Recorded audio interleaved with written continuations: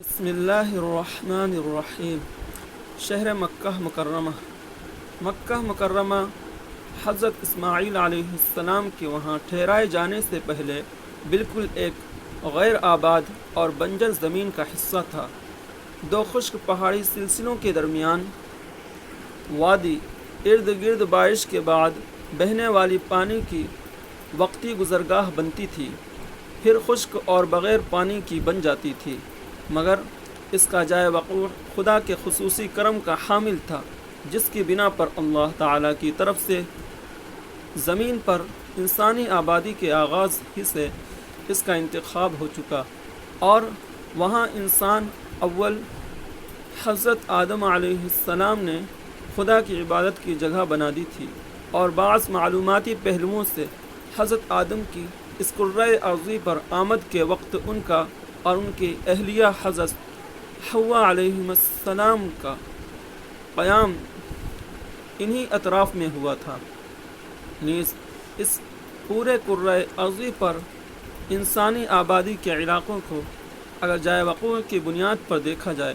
تو مکہ کی جگہ انسانی آبادی کے علاقوں کے بالکل وسط میں نظر آتی ہے۔ غالباً یہی وجہ ہے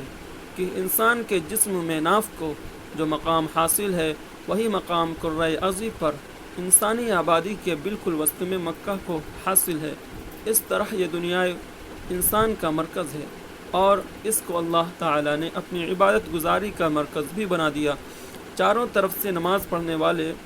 اسی رخ پر نماز پڑھتے ہیں، اور اس کے مرکز میں اللہ کا وہ گھر ہے جو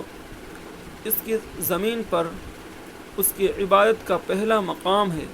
اور وہاں پہنچ کر اس کے ارد گرد عبادت کے طور پر طواف کیا جاتا ہے۔ چنانچہ اللہ تعالیٰ کے آخری نبی کو بھی، جس کی شریعت و تعلیمات کو دنیا کے اختتام تک جاری رہنا ہے، وہیں پیدا کیا گیا،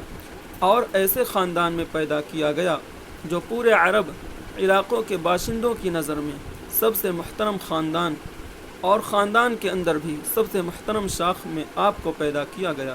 مکہ کی آبادی جو آخر میں صرف قریش کے قبیلے پر مشتمل تھی،